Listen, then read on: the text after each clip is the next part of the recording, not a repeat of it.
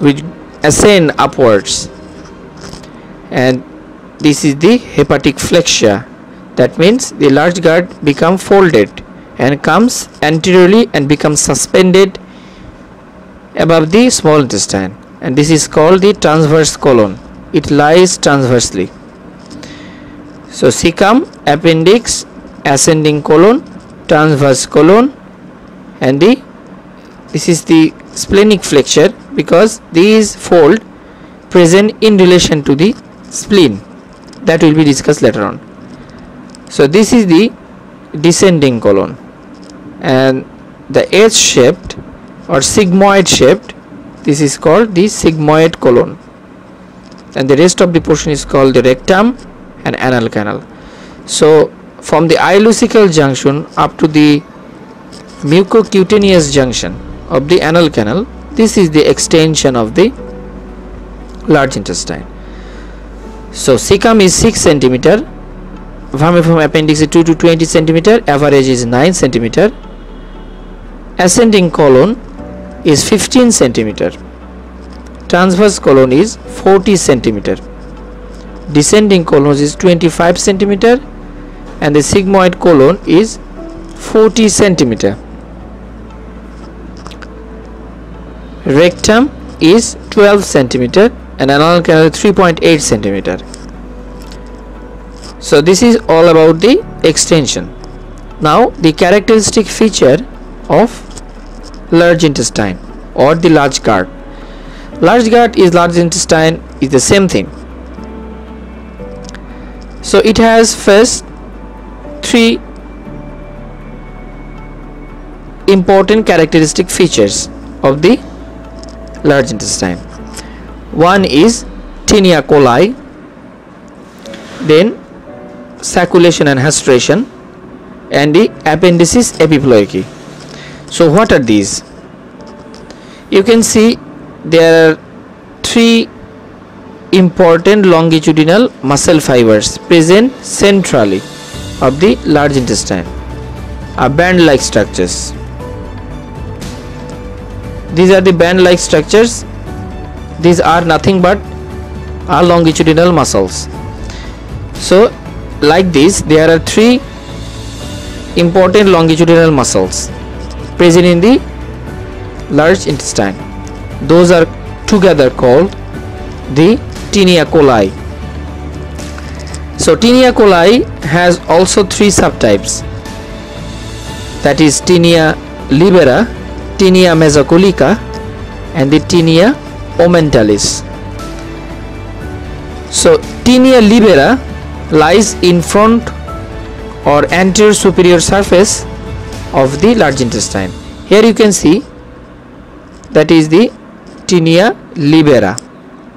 Okay, and posterior medially, that means posterior and the medially, there is another longitudinal muscle band which is called tinea mesocolica, which lies posterior laterally, and here the tinea omenthalis that lies posterior laterally. So sorry, first the tinea mesocolica, which lies posterior medially, and the tinea omenthalis lies posterior laterally. So these 3 muscle layers which confluent or reunited in the base of the appendix. So it is the base of the appendix where the 3 muscle layer is united, and confluence become the base of the appendix. These 3 important longitudinal fibers has some clinical importance or surgical importance. You all heard the name of appendicitis, which is an emergency condition, that is, and the treatment is immediate surgical excision of the appendix. So to make it happen, the surgeon must find out the base of the appendix. So he or she will trace these 3 longitudinal muscle and comes to the base of the appendix. So to find out the longitudinal muscle is very important. Okay, now the sacculation and hustration. So here you can see some dilated portion. You can see the various numerous dilated portion. This is called the sacculation. Sac like, that means pouch like substance present all over the large intestine. This is called the sacculation or hustration. It also called the hustration. And the appendices epiploici. Here along the longitudinous muscle, along with the longitudinal muscle, there are some fat globules or peritoneal fold, peritoneal pouch. You can see numerous peritoneal pouch present here. These are appendices epiploici. Is nothing but a peritoneal pouch. And now come to the previous point, that is the tinea. So the presence of tinea or the location of tinea might change to the different structures. Like in the ascending colon, tinea mesocolica lies posteromedially, tinea aumentalis lies posterolaterally, and the tinea libera lies anteriorly. But when the hepatic plexus crosses and the gut becomes transverse colon, the formation or the location of tinea is changed. So tinea libera that lies anteriorly, in case of transverse colon it goes inferiorly, so it will go inferiorly. And the tinea mesocolica, what lies in the posteromedially in case of ascending colon, in the transverse colon it will go to posteriorly. Okay, so in the posterior surface this tinea mesocolica goes posterior to the transverse colon, and the tinea aumentalis, which lies anterior superior to the tinea transverse colon. So so these three colon, these longitudinal muscle fibers become changed their location, and the descending colon is moreover same as ascending colon. So these are the characteristic features. So now the internal feature, that means in case of small intestine there are numerous circular fold. As like a small intestine, in the large intestine there are also some semilunar folds present, multiple semilunar fold also present. So what is the function of large gut? In the function, large gut is the greater function of storage actually. In case of cecum and ascending colon, some, and also the transverse colon has some water reabsorption capability.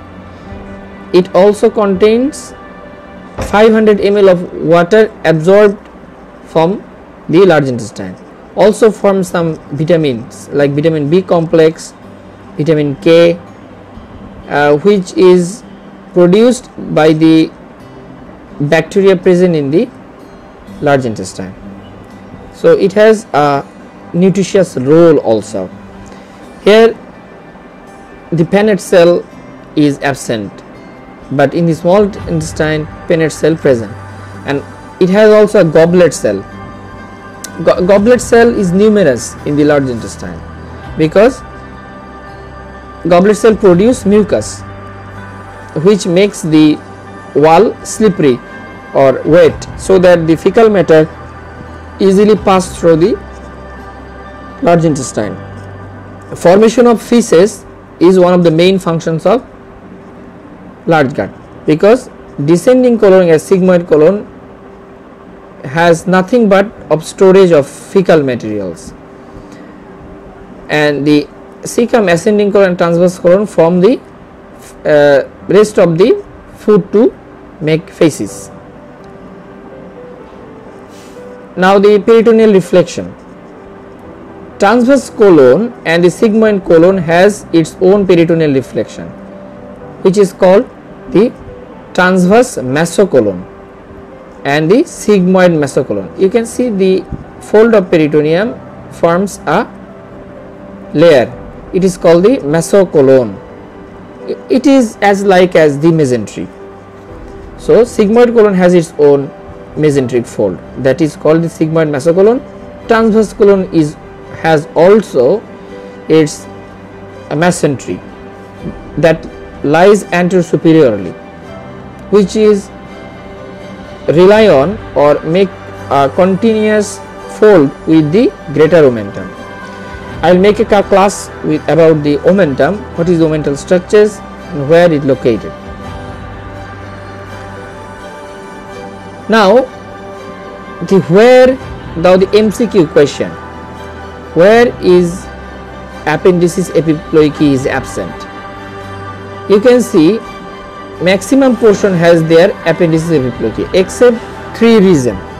One is vermiform appendix, cecum, and the rectum has no appendices epiploiky. So in these three structures there is no appendices epiploiky. And what are among the part of the small intestine, what parts are peritoneal? It is one of the important question. Like transverse colon and sigmoid colon, these two colon is mobile and the other organs are fixed, like cecum, ascending colon, descending colon, rectum and anal canal, those are the fixed organ, and the transverse colon and the sigmoid colon and part of the rectum is peritoneal. So these have like upper third of the rectum, sigmoid colon and the transverse colon are the peritoneal structures, but cecum, ascending colon, descending colon, those are the retroperitoneal structures.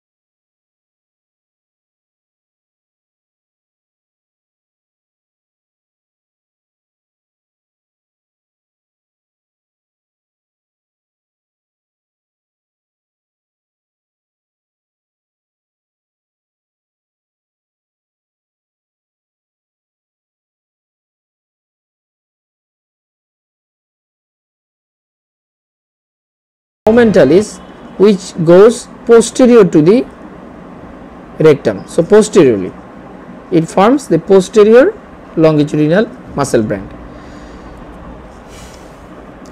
Okay, so now the some basic difference between large gut and small gut. Large gut has the circular, its own circular mucus fold, which is seminular in structures, and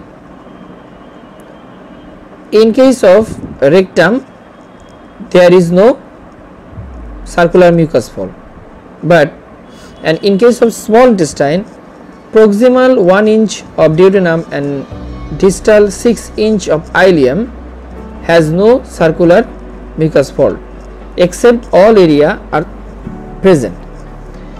Now the lymphatic distribution, like in case of small intestine, in the anti-mesenteric border there is a presence of numerous Pierce patches, but in case of large intestine there are some solitary lymphatic follicles for lymphatic drainage or protection from the various organelles. In case of small intestine there is no appendix, but in case of large intestine there is a presence of appendix. So this is all about the large intestine. So in the next class we will discuss detail about the cecum, ascending colon, descending colon, their supplies, their extension, their characteristics and their functions, and some clinical importance regarding the large intestine. Thank you very much for watching.